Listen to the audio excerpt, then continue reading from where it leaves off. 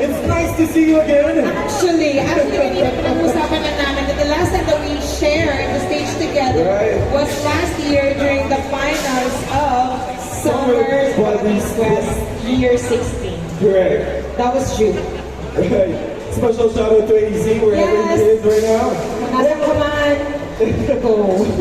Ladies and gentlemen, the most awaited grand finals of Summer Buddies Quest will be on June 6th, Saturday. That's going to be next week at the cinemas. You may get your tickets at EasyTan Rentals admin office or approach any of our Talents Manila team. Yes, so speaking of, like finals, that's gonna be next week. That's 7 days from now. So go ahead and grab your tickets and I'll see you guys on Saturday. Right. You might just see us wearing our swimwear as well.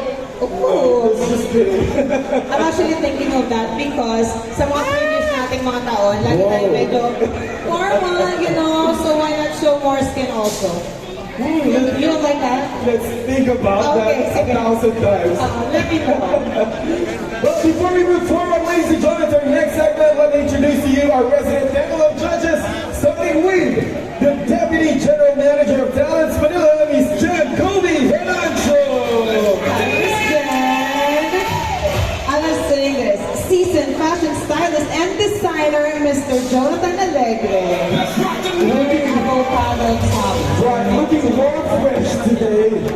Ladies and gentlemen, the Managing Director of Talents Manila and our TikTok King, Mr. Carlo Martin.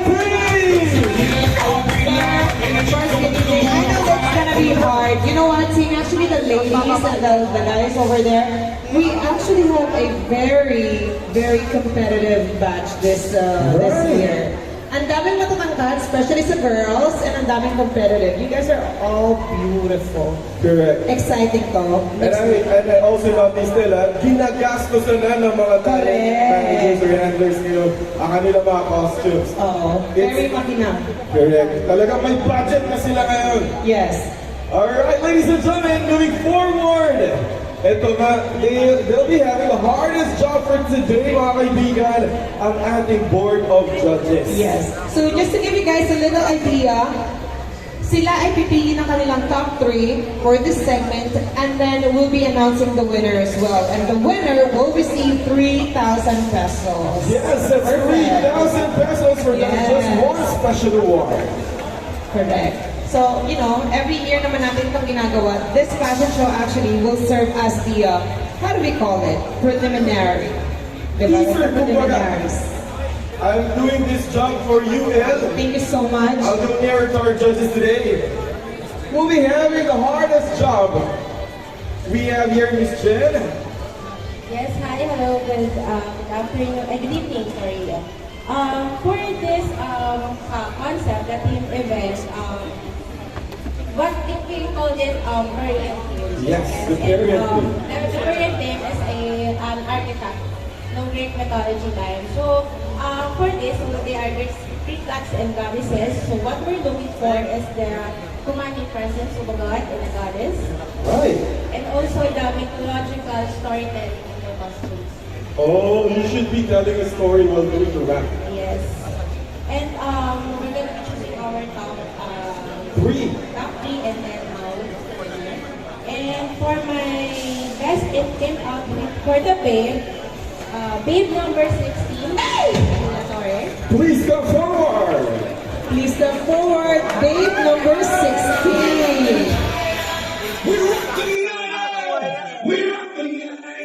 How about you, Sir Jonathan?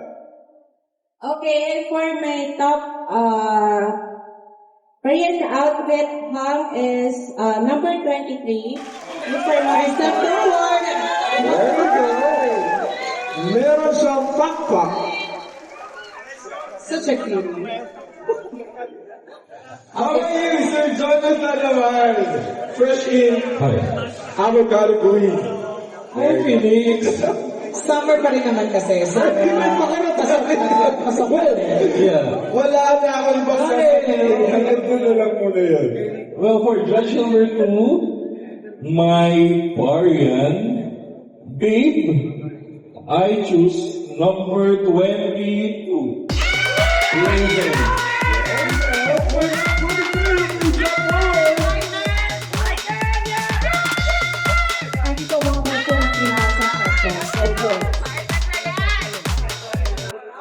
And for my home, Parian, I choose John Philip. Number 18. Number 18.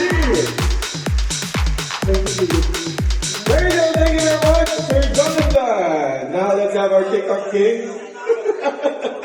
Hello, good evening, and thank you. Thank you guys for waiting for this big event from Easy Dance Cinerama. For my choice for the dates, I'll choose candidate number 3. Number 3, please step forward. Game number 3. Oh, nice. Para sa lahat ng Encantadia. Correct. Anong kuryente ang hawak mo gawin? Kidding. And for my team outfit for candidate number 19.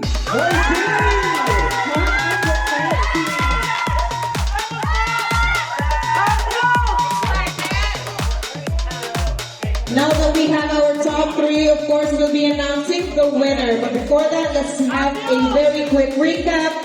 For the hunks, we have hunk number 18. Thank you so much for facing your number to me. 18, 19, and 23. Thank you so much, guys. And then for our babe, we have babe number 22, 16, and 3. Thank you so much. There we go, our top 3. Sino kaya mag-uwi ng 3,000 pesos for this special segment?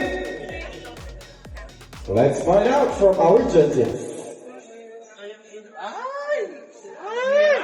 Okay, we're going to announce the winners. For team outfit category, we have babe number 3. Babe number 22.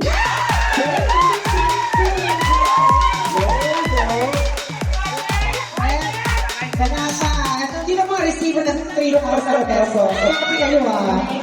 Alright, let's go with our So what here is Sir Jonathan Allegri. There we go. Naiwan lang ni Sir Jonathan yung pakpak na. May pakpak din yung kanina eh. Naiwan niya lang.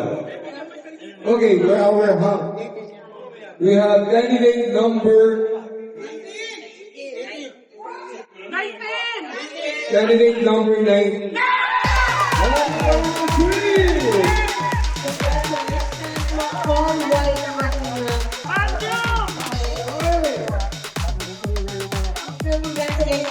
our name. Congratulations.